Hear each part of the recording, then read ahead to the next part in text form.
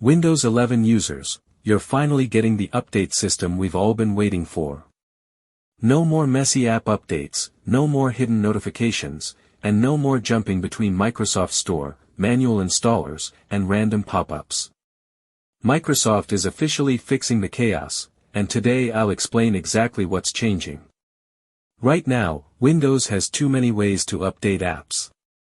You have Windows Update for system patches, Microsoft Store for store apps, Wing It for command line installs, and then apps like Chrome, Edge, Visual Studio, and drivers all use their own updaters. It's messy, confusing, and completely unorganized.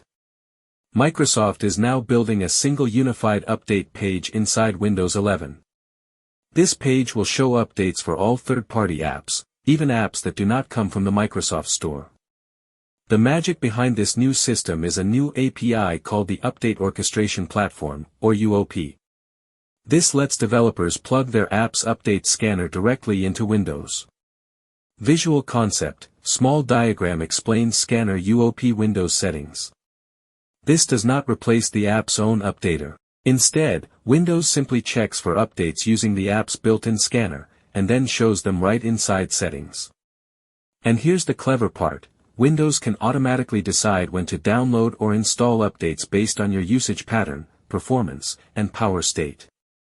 So if you're not using an app, Windows may update it in the background. But this system only works if developers integrate it.